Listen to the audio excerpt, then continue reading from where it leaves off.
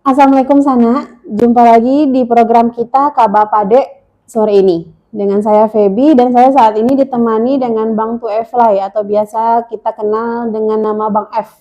Ya Bang ya. Ya, Jadi Bang F ini wartawan ekonomi dan beliau wartawan juga di Padang Express. Ya Sana kita mulai programnya ini kita bahas pemulihan ekonomi masyarakat dan dunia usaha yang mendesak dilakukan pemerintah pasca bencana. Di sana ya. Jadi Bang F, sehat Bang? Alhamdulillah. Alhamdulillah. Kita mulai ya Bang ya. Jadi gimana nih menurut Bang F pemulihan ekonomi masyarakat dan dunia usaha yang mendesak saat ini yang dilakukan oleh pemerintah pasca bencana Bang? Ya, jadi gini, kalau kita bicara tentang ekonomi Sumatera Barat, itu tahun 2025 itu sangat berat. Berat dalam artian kalau diibaratkan pada manusia, tahun 2025 itu kita sudahlah jatuh di timpa tangga. Iya benar Bang. Jadi ini diawali dari awal tahun, dari Januari 2025 sampai kepada Q3 September 2025, pertumbuhan ekonomi Sumatera Barat itu melambat dan terus menurun.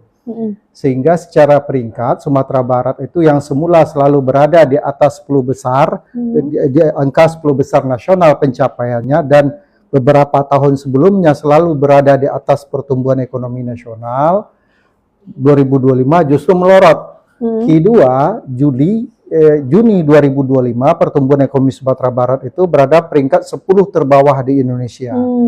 Pada Q3 September 2025 itu melorot lagi menjadi 5 terendah seluruh Indonesia dan terendah dari 10 provinsi yang ada di Pulau Sumatera. Artinya apa? Ekonomi Sumbar tahun 2025 itu betul-betul sedang berada di titik nadir terendah. Nah, dalam kondisi tertatih-tatih seperti itu, ekonomi pertumbuhannya melambat, daya beli masyarakat melambat, inflasinya meninggi. Di penghujung tahun datang bencana. Benar-benar. Nah, bencana ini menambah telak. Estimasi saya sebagai wartawan ekonomi yang sering melakukan analisa dan kajian, pertumbuhan ekonomi Sumatera Barat pada Q4 khusus di Desember ya, kalau akumulatif beda lagi, khusus di Desember itu saya perkirakan tidak akan lebih daripada 3%, bisa jadi berada di angka 2%. Mudah-mudahan tidak tumbuh minus. Itu dari sisi pertumbuhan pada Q4 2025. Dari sisi inflasi saya yakin ini lebih tinggi, karena ketika kita bicara bencana, dampak ke ekonominya tidak instan, tidak di saat itu, tapi setelah itu gitu. Nah, kita tahu bencana yang terjadi pada 25 November di penghujung tahun 2025, sepengetahuan saya itu adalah bencana terberat dan terbesar dampaknya yang pernah dirasakan oleh Sumatera Barat. Kita sudah berulang kali kena bencana, baik gempa, banjir bandang, dan gelodo. Nah, saya coba bicara tentang data. 2009, 30 September kita pernah diguncang gempa besar. Tapi tidak sebanyak dan semenyebar ini dampaknya. Dampak terparah itu hanya Kota Padang dan Pariaman. Banjir bandang yang terjadi pada bulan Mei 2024 itu juga memutus jalur transportasi, tapi masih menyisakan jalur lain, sehingga akses dari dan keluar Kota Padangnya masih ada. Nah, kerugiannya tidaklah sebanyak yang terjadi pada bencana hidrometeorologi ini. Pada November dan Desember 2025 itu dampaknya luar biasa. Selain memutus akses jalan dari dan keluar Kota Padang, ini kan juga berdampak kepada terkendalanya distribusi barang dan manusia. Nah, disinilah dampak ekonomi itu mulai terasa gitu. Ketika banjir bandang yang terjadi di Mei 2024, itu akses ke Bukit Tinggi masih bisa menggunakan jalur alternatif si Cincin Malala. Tapi ketika hidrometeorologi ini si Cincin Malalanya putus, anehnya juga putus. Satu-satunya akses hanya si Tinjau Lawi. Si Tinjau Lawi ini tidak pun ada bencana, dia udah macet juga. Sekarang 3 ruas jalan yang selama ini menampung ratusan jumlah dan ribuan jumlah kendaraan tertumpu satu ke Sitinjau Lawi. Otomatis Sitinjau Lawi menjadi kredit. Apa dampaknya? 1, distribusi barang dan jasa ataupun pergerakan manusia dari dan menuju Kota Padang menjadi terkendala. Benar. Ini berdampak langsung dan tidak begitu lama. Seminggu pasca bencana, karena tidak terkelolanya jalur yang sangat strategis ini, karena tumpukan dari kendaraan, mulai berdampak kepada keterlambatan pasokan barang ke luar Kota Padang ataupun menuju Kota Padang. Di Kota Padang harga cabai melambung, harga sembako melambung. Sementara di daerah luar Kota Padang, seperti Bukit Tinggi dan daerah sekitarnya itu, BBM mulai terjadi kelangkaan, antrian mulai terjadi di mana-mana. Begitu juga untuk produk-produk yang lainnya. Jadi dampaknya luar biasa gitu.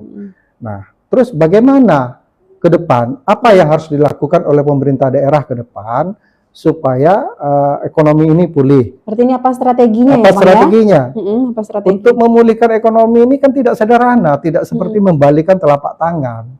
Ini beda jauh dengan ketika ada bencana, ada rumah yang tertimbun lalu digali dalam hitungan minggu atau dalam hitungan hari dia selesai. Tapi memulihkan ekonomi ini butuh waktu bertahun-tahun.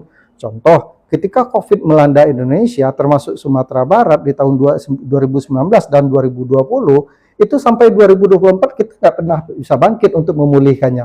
Sekarang datang lagi, jadi agak sudah lama juga bangkitnya diyakini gitu. Nah, data terakhir dari dashboard kebencanaan di Sumatera Barat, total kerusakan yang ditaksirkan kerusakan yang diderita dari bencana hidrometeorologi ini mencapai 14,43 triliun. Total kerugian diestimasi ditaksir mencapai 17,23 triliun. Kalau kerusakan dan kerugian ini digabung, itu lebih kurang hampir 32 triliun.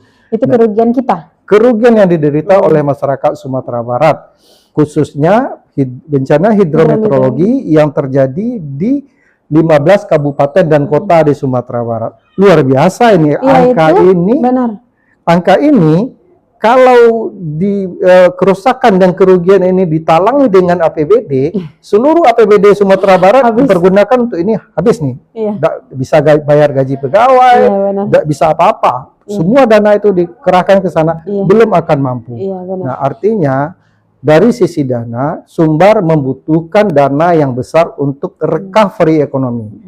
Nah, apa yang harus dilakukan untuk saat ini? 1, bagaimana pemerintah daerah secepatnya memvalidasi data tentang dampak kerugian, dampak kerusakan, dan total kerusakan dan kerugian yang betul-betul angkanya valid, sehingga ini bisa dituangkan ke dalam sebuah database DED, Design Engineering Detail, untuk persiapan recovery, rehab, dan rekonstruksi di tahun 2026.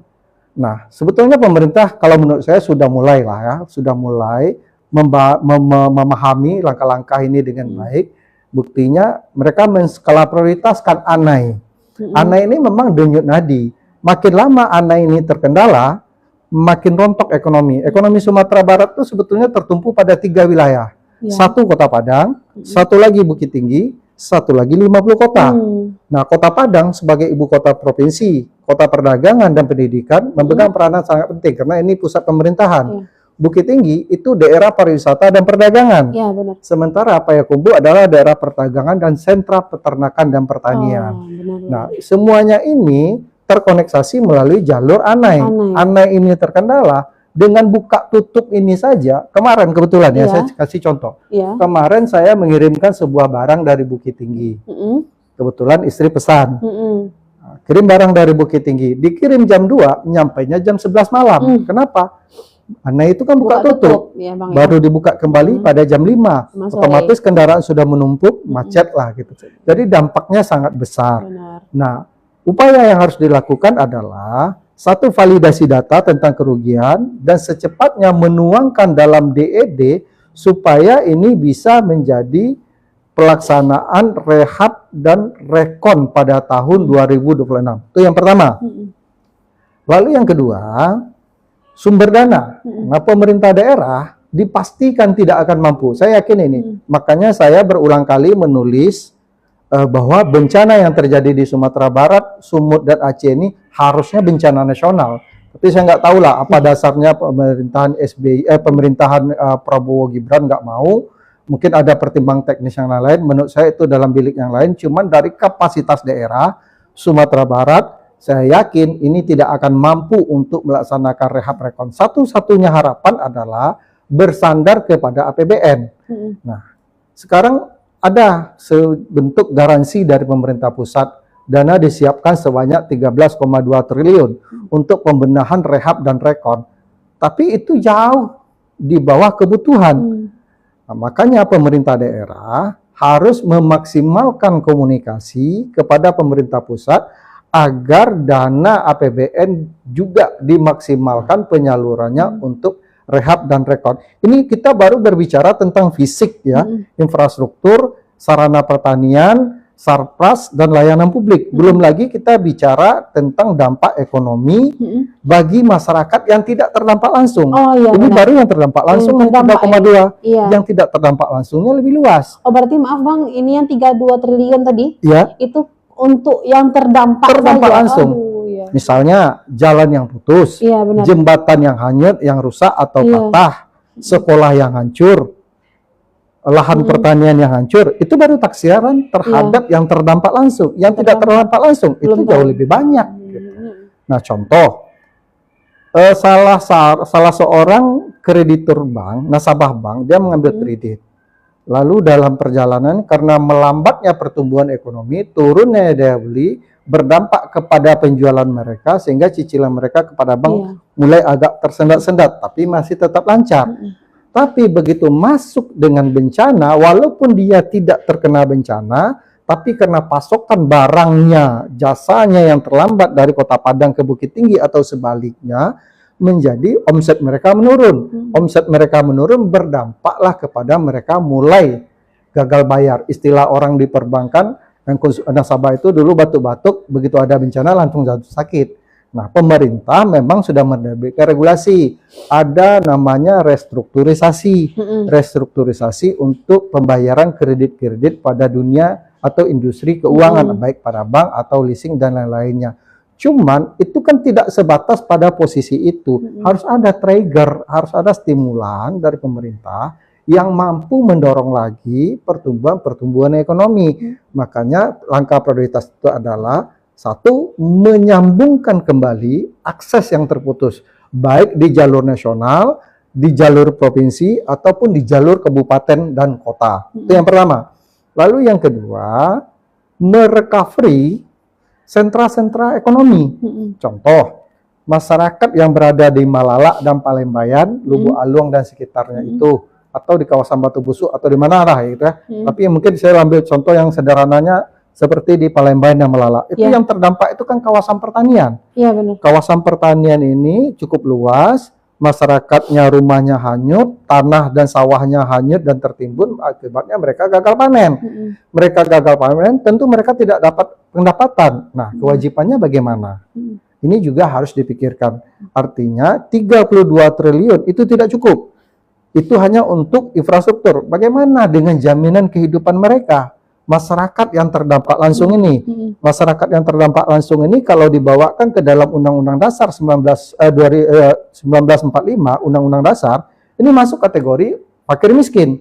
Kenapa? Rumah mereka sudah hancur, lah pendapatan mereka nggak ada, dan negara wajib untuk menjamin kehidupan mereka. Artinya apa? Selain ada rehab rekon diperkirakan untuk sementara nilainya 32 triliun, dan saya yakin ini akan terus bertambah karena bencana ini walaupun tanggap daruratnya sudah berakhir, tapi kan bencana masih tetap terjadi. Beberapa waktu lalu itu di Maninjau kembali lagi gitu. Nah, jadi saya yakin ini angka akan terus meningkat. Makanya langkah yang harus dilakukan itu adalah satu, rehab dan rekonnya dipercepat. Transisi ini jangan dibiarkan begitu lama. Kalau bisa menjelang akhir Januari ini masa transisi berakhir.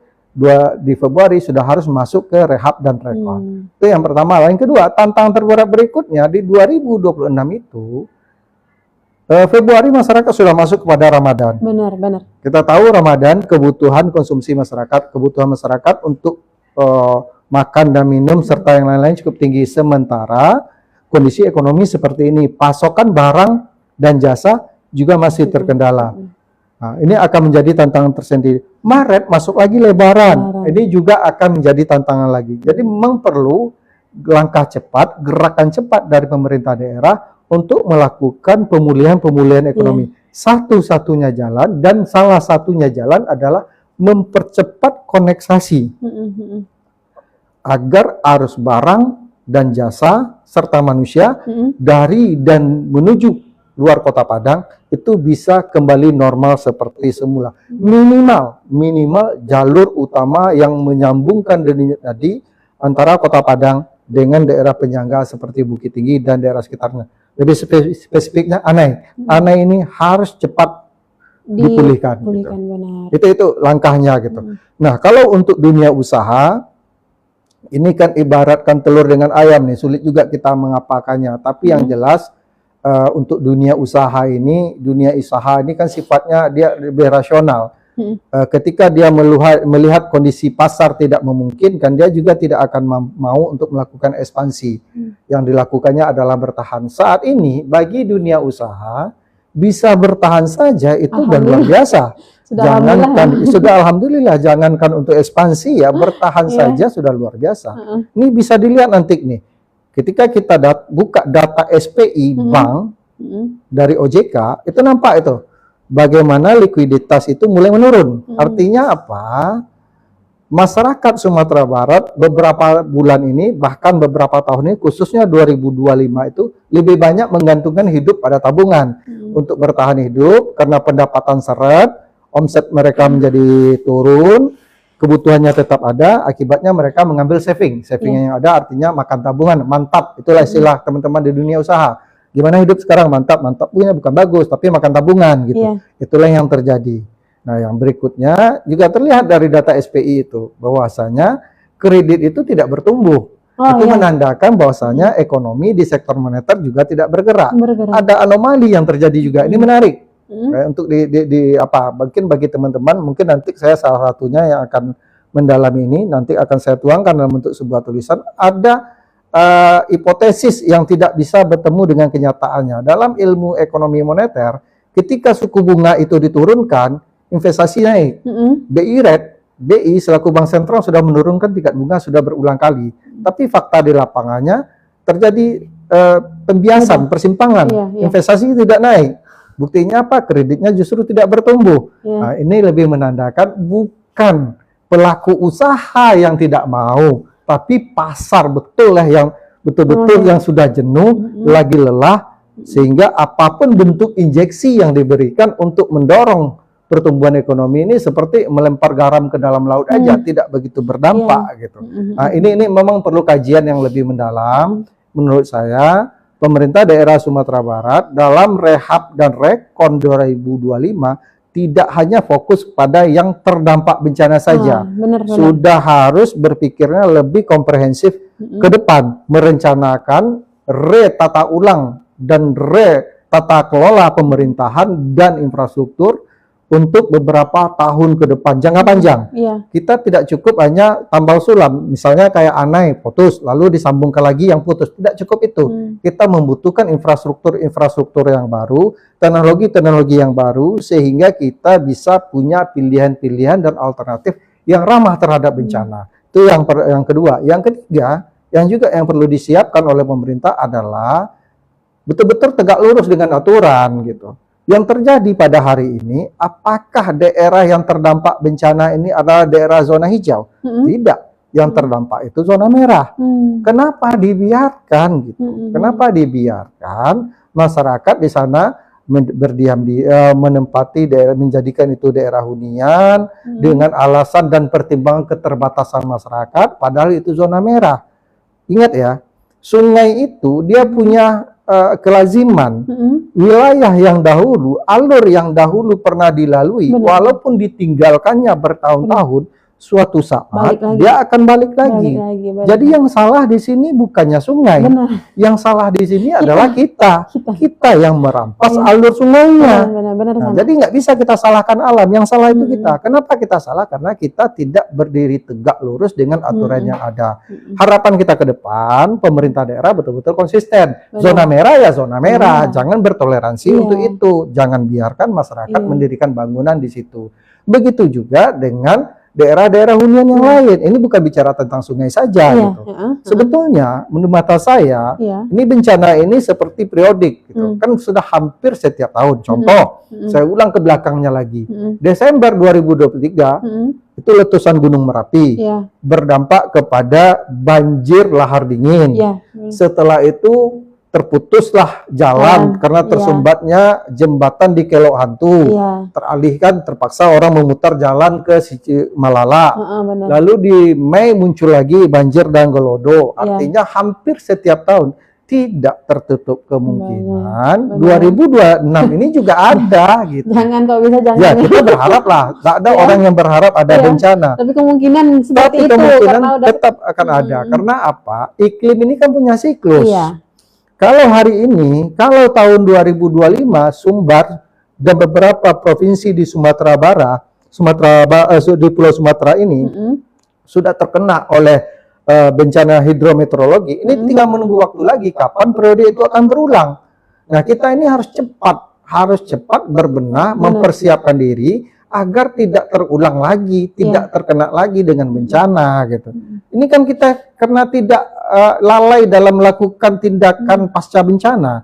Contoh yang paling sederhana itu, dampak bencana pada Mei 2025 yang dipicu oleh banjir dan Gelodo Gunung Merapi, udah datang presiden, datang siapa ke sana, kita akan bangun sabodam di Gunung Merapi untuk dampak bencana. Alhamdulillah sampai hari ini nggak ada satupun. Gitu. Masih seperti semula sudah datang lagi bencana, muncul lagi, gitu. Muncul lagi rencana ke rencana gitu. Sementara di lapangan masyarakat itu butuh kepastian, butuh action gitu. Nah, ini termasuk PR-PR yang paling mendesak dilakukan agar ekonomi Sumatera Barat itu bisa bangkit. Satu, percepat koneksasi antar daerah. Yang kedua, perlancar jalur distribusi. Yang ketiga, berikan stimulus ekonomi kepada masyarakat yang terdampak langsung berupa jaminan hidup, bantuan-bantuan yang namanya bantuan sosial, apakah bantuan bibit, bantuan pupuk, atau bantuan apa. Dan itu tidak bisa hanya satu kali, ini harus stimulan. Dan kalau bisa, Kementerian Pertanian, nah, ini kan juga ada ya, Forum Pemret se-Jawa Pos akan melakukan pertemuan dengan Menteri Pertanian. Saya berharap teman-teman di Pemret bisa menyampaikan kepada Kementerian agar bisa memfasilitasi sektor pertanian ini untuk koneksasi dengan lembaga keuangan. Sehingga ada sebuah program kredit usaha tani atau apalah namanya lah ya, yang bisa diberikan untuk para petani ini dalam jangka yang tidak begitu lama dengan kalau bisa bunganya 0%. Sehingga masyarakat petani ini bisa kembali bangkit dan pulih. Nah, ini termasuk salah satu langkah strategis yang menurut saya yang harus diperjuangkan oleh teman-teman Forum Pemret se-Jawa Pos. Nah, di sisi lain untuk dunia usaha, saya rasa hari ini dengan adanya restrukturisasi itu sudah membuka sebuah jalan. Nah, cuman restrukturisasi itu kan ibaratkan paracetamol. Orang demam lalu dikasih paracetamol, demamnya hilang, setelah reaksi obatnya habis dia balik lagi. Nah, artinya begini, restrukturisasi bukan berarti menghilangkan tagihan ya. Restrukturisasi itu hanya memindahkan beban. Memindahkan beban yang semestinya jatuh pada hari ini dipindahkan beberapa bulan ke depan. Yang mestinya jatuh temponya pada tahun ini bisa diperpanjang beberapa tahun ke depan. Bank juga nggak bisa disalahkan. Ditambah berarti ya, Pak? Ditambah, diperpanjang tenornya gitu. Ya, dan kreditur hanya membayar bunga, gitu. Pokok boleh dicicil. Tapi ya, jadi biasanya jarang seperti itu leasing Pak yang mau. Ya, tergantung sih gitu. Jadi sejauh mana kita bisa berkomunikasi dengan lembaga keuangannya, ada PMK-nya mengatur bahwasanya daerah terdampak bencana yang dihitung oleh lembaga-lembaga keuangan ini kan yang terdampak. Mm-mm. Yang terdampak itu yang dia pikirkan terdampak langsung. Iya, Yang tidak yang terdampak tidak langsung biasanya jarang dikasih tapi padahal kesempatan gitu. yang seperti abang bilang tadi, yang tidak terdampak pun itu sebenarnya terdampak. Iya, Untuk, faktanya memang seperti kan, itu Bang? gitu. Jadi nggak seharusnya nggak cuman untuk yang terdampak saja Iya. sebenarnya, untuk yang Betul. Jadi bencana itu kompensasinya. Ya. selain berdampak kepada orang yang terdampak langsung, juga berdampak iya. kepada orang yang tidak terdampak langsung. Makanya kategorinya ada terdampak langsung dan ada yang tidak terdampak langsung. Nah, PMK itu kan mengaturnya bagi yang terdampak, berarti ya restrukturisasi lebih diarahkan kepada yang terdampak langsung. Itu beberapa langkah strategis yang menurut saya yang harus dilakukan oleh pemerintah daerah untuk recovery ekonomi di masa yang akan datang. Nah, satu lagi, selain rehab rekon, saya juga sudah pernah menyampaikan ini. Pemerintah daerah ini dengan semangat efisiensi yang diterapkan oleh pemerintah pusat, itu mulai berdampak besar kepada daya ungkit ekonomi di daerah. Nah, tambah lagi dengan pemangkasan yang kemarin dilakukan terhadap TKD, itu membuat ruang fiskal APBD, kabupaten dan kota dan provinsi menjadi sempit. Sehingga belanja modal menjadi sangat sedikit, sementara belanja modal inilah yang dijadikan trigger untuk memacu pertumbuhan ekonomi. Nah, menurut saya pemerintah daerah juga sudah harus mengevaluasi diri untuk menyederhanakan pemerintah mereka. Artinya OPD apakah memang perlu sebanyak itu OPD-nya? Cobalah OPD-nya dipertimbangkan untuk dilakukan penciutan dan perampungan. Saya ini kasih contoh ya. Ada sebuah negara namanya Argentina. Argentina itu sedang mengalami kesulitan ekonomi beberapa tahun yang lalu.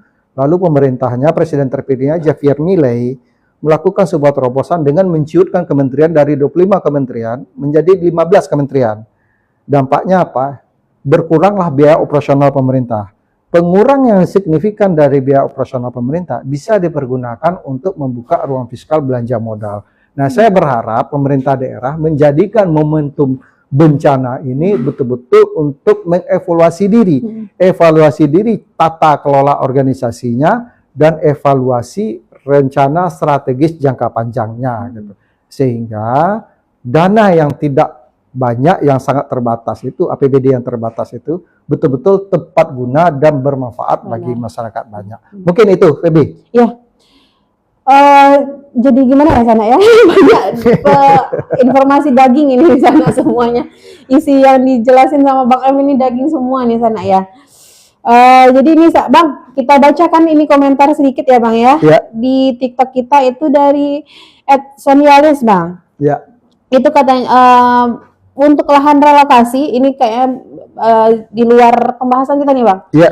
Untuk lahan relokasi warga Pauh misalnya, apakah sudah ada penetapan di mana lahannya Pak? Katanya gitu loh Bang.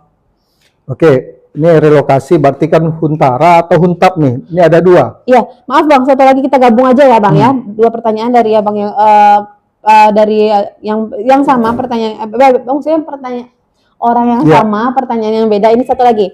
Kabarnya BI tarik uang 1.000 triliun pasca Purbaya gelontorkan 200 triliun ke sistem, katanya gitu loh Bang. Jadi dua pertanyaan dari yang sama abang yang sama. Oke, jadi satu untuk lahan relokasi ini Huntara atau Huntap. Kalau Huntapnya belum. Kalau Huntara memang sudah ada beberapa.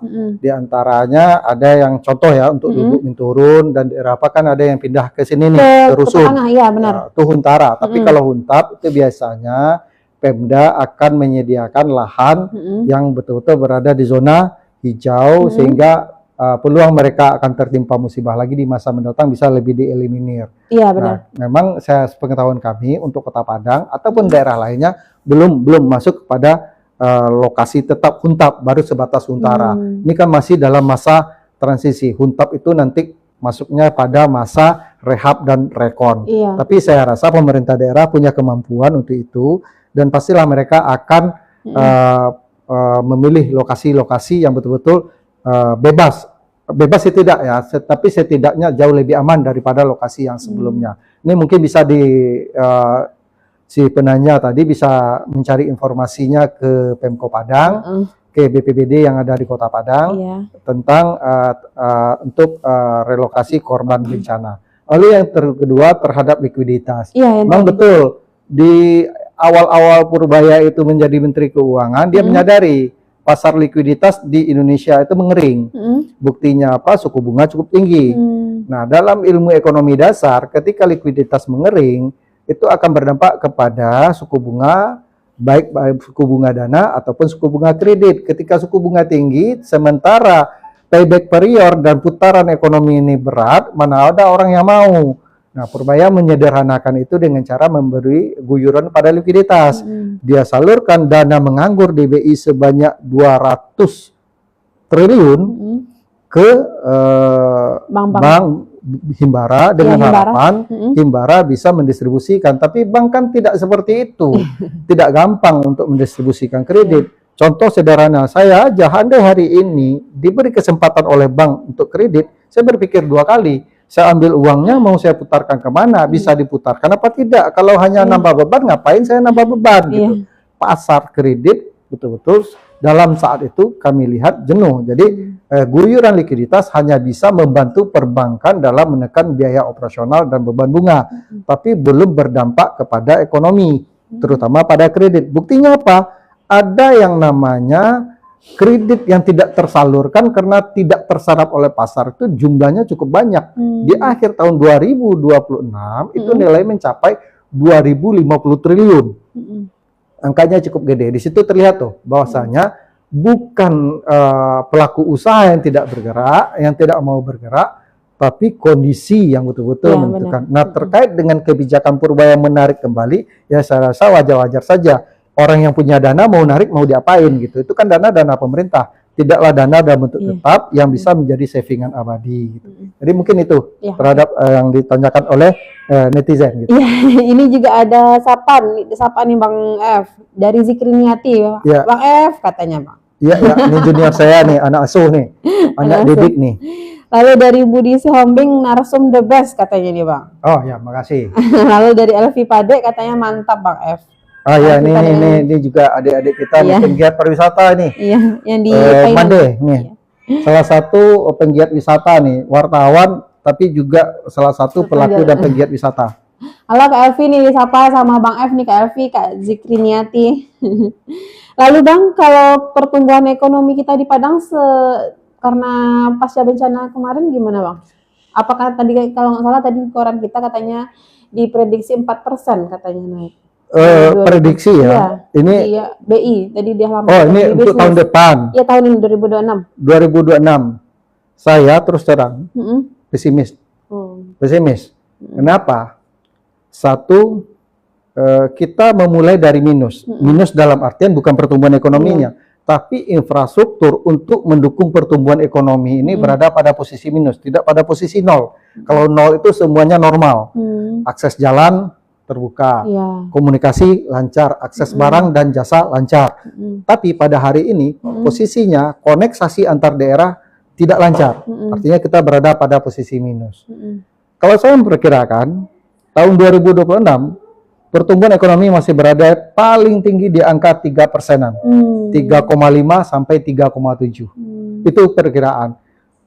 Tapi seiring berjalannya rehab dan rekon di tahun 2026 dan 2027, 2027-nya mungkin berada di atas 4%. Bahkan bisa menyentuh angka 5%. Kenapa saya katakan begitu? Kita punya pengalaman. Gempa 2009. 2010 mulai masa rehab dan rekon, puncaknya 2011. 2011 itu pertumbuhan ekonomi Sumatera Barat terbilang tinggi, tapi seiringnya berjalannya waktu kembali menurun. Gitu. Nah, artinya apa? Makanya saya pernah menulis ini dalam sebuah artikel, peluang di balik bencana. Bencana itu tidak saja mendatangkan musibah, penderitaan, tapi juga membuka peluang. Saya ibaratkan, karena saya ini seorang petualang ya, pendaki gunung. Ketika kita mendaki sebuah gunung, apabila kita sudah mencapai puncak, pasti setelah itu kita akan menurun. Nah, tapi jangan lupa, biasa menurun itu jauh lebih berat daripada mendaki, karena beban kita tubuh kita menanggung beban berkali lipat. Tapi di balik itu, fakta dan data menunjukkan rehab dan rekon, kalau betul-betul dilaksanakan dengan baik, cepat dan tepat, biasanya mampu memberikan dampak multiplier efek ekonomi yang cukup bagus. Contoh Sumatera Barat 2011 dan Aceh. Aceh itu kalaulah tidak ada bencana tsunami di tahun 2024 dan rehab dan rekon pasca bencana tsunami, Aceh tidak akan tumbuh signifikan perekonomiannya di tahun 2006, 2007 sampai 2010. Artinya peluang di balik bencana menjadi sebuah harapan bagi masyarakat Sumatera Barat untuk bisa bangkit dan pulih. Iya, benar-benar. Lalu yang kedua, saya kaitkan dengan astronomi Tiongkok kuno. Ya. Nah, kebetulan saya menulis ini dalam kaleidoskop akhir tahun. Dalam SIO, ilmu pecinaan ya, dalam SIO pecinaan tahun 2025 itu disiokan dengan ular kayu. Nah, sementara tahun 2026 itu disiokan dengan macan. Macan itu adalah sebuah sio perlambangan survive, keberanian, kekuatan tekad untuk bangkit. Nah, mudah-mudahan astrologi Tiongkok kuno ini cocok dengan kita di Sumatera Barat dan kita betul-betul berjibaku untuk bisa bangkit dan pulih di tahun 2026 dan kita akan menikmati hasilnya pada tahun 2027 dan 2028. Tapi kalau ini tidak tertangani dengan baik dalam rentang waktu yang tidak begitu lama, saya melihat ini bisa menjadi ancaman yang lebih serius. Bisa jadi pertumbuhan ekonomi dan kondisi ekonomi Sumatera Barat ini akan jauh lebih berat.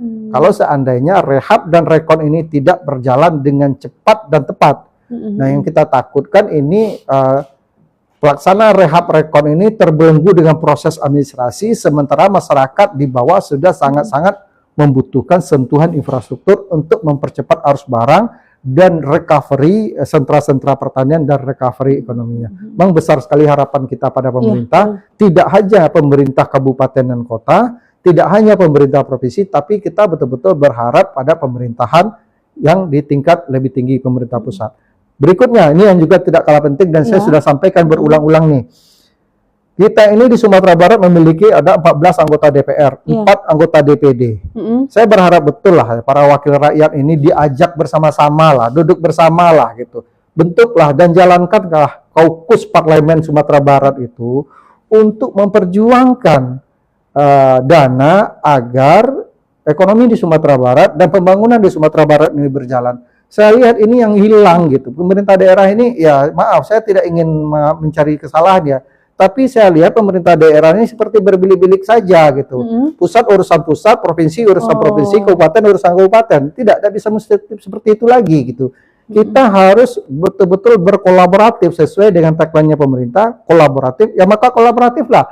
Kolaboratif antar pemerintah se-Sumatera Barat, kolaboratiflah dengan tokoh-tokoh informal yang merupakan dengan merajut ranah dan rantau dan libatkan semua pihak. Mau dibawa kemana ini Sumatera Barat? Sudah terlalu jauh nih, tidak ada bencana pun Sumatera Barat ini sudah hancur ekonominya gitu. Mau butuh langkah-langkah serius. Saya dalam beberapa kali sudah terlibat dalam forum diskusi grup dengan melibatkan beberapa para pemikir-pemikir, profesor-profesor dan dokter dan mantan gubernur mau melakukan sebuah diskusi series dan merumuskan kajian yang bisa diserahkan kepada pemerintah untuk bisa merecovery ekonomi Sumatera Barat yang memang sudah berada di titik nadir gitu.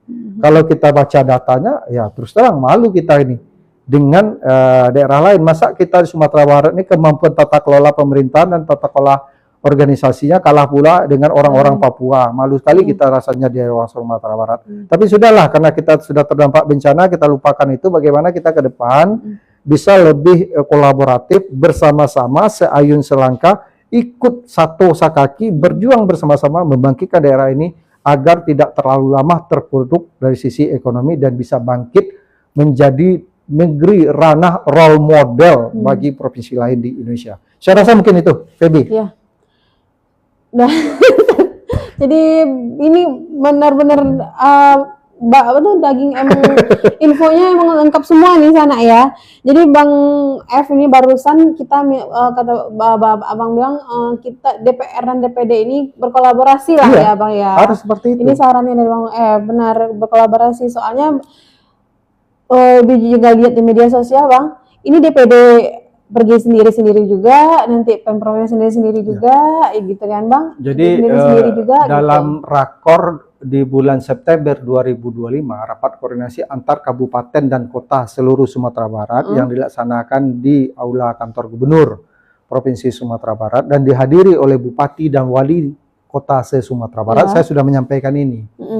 Beberapa tips, pemikiran, konsep yang saya tawarkan agar ekonomi Sumatera Barat itu mulai bisa bergerak di tahun 2026.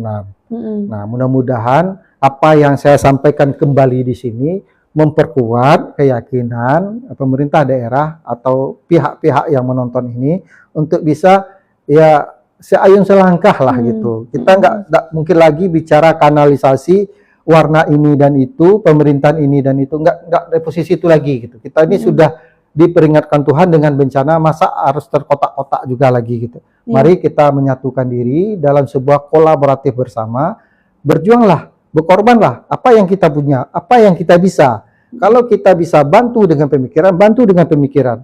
Kalau kita bisa bantu dengan finansial, bantu dengan finansial. Setidak-tidaknya kita bantu dengan doa dan tidak merecoki. Iya, ada. Nah, ini kan kadang-kadang banyak juga nih, dia istilah kami dalam forum diskusi, orangnya trompa kidah saya keduanya salah, saya sado tak ada batu, itu juga nggak benar gitu. Iya, ada. Di balik orang yang salah pasti juga ada yang betulnya. Tidak semua orang itu bertindak salah. Nggak boleh kita pakai kacamata kiri keduanya gitu.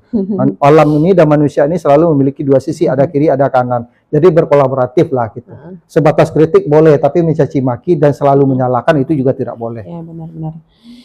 Sedikit lagi nih Bang, bagaimana nih pemerintah bisa melibatkan masyarakat Bang? Gimana dalam melibatkan masyarakat lokal dalam pemulihan ekonomi ini Bang? Jadi dari evaluasi yang dilakukan oleh Menteri Dalam Negeri terhadap 3 provinsi yang terdampak bencana, Sumatera Barat ini kan termasuk yang tercepat, walaupun kita merasa ini pemerintah lamban. Ya. Tapi fakta di lapangan dari evaluasi, pemerintah Sumatera Barat dianggap jauh lebih bagus penanganannya dibanding Sumut dan Aceh. Kalau Aceh mungkin berbeda ya, terdampaknya jauh lebih parah. Jadi kita jangan lupa gitu.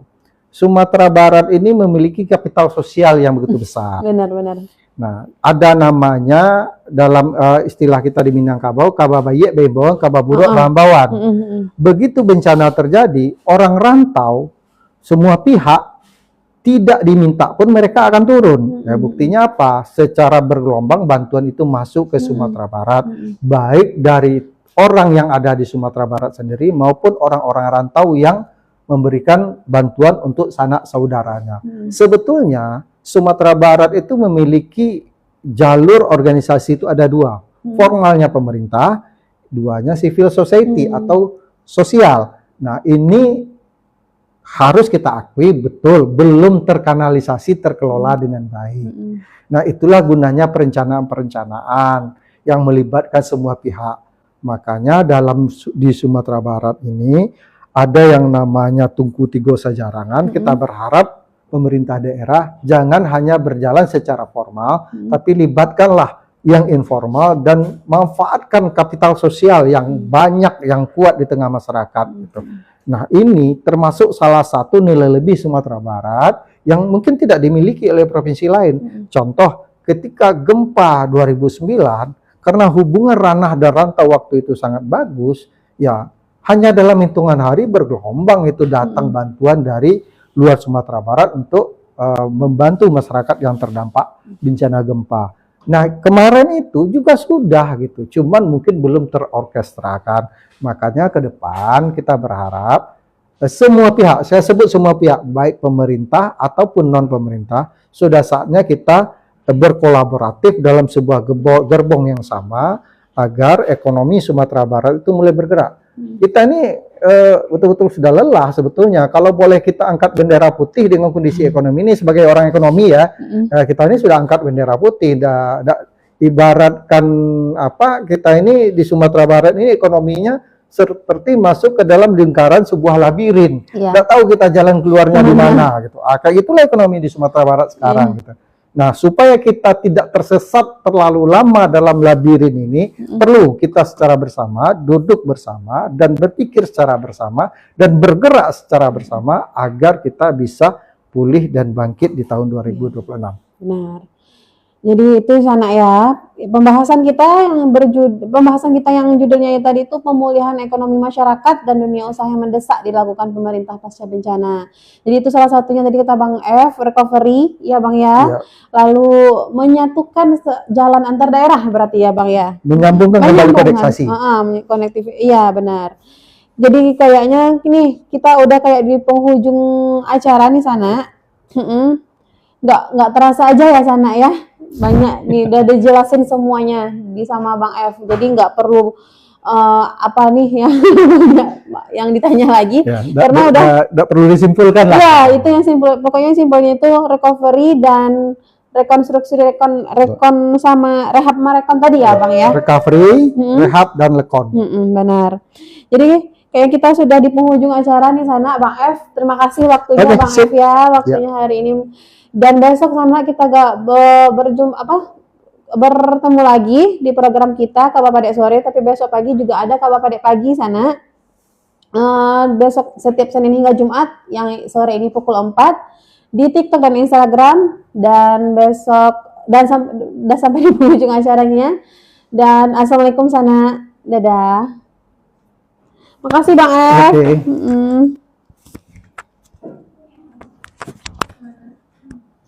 Oke, udah mati kan?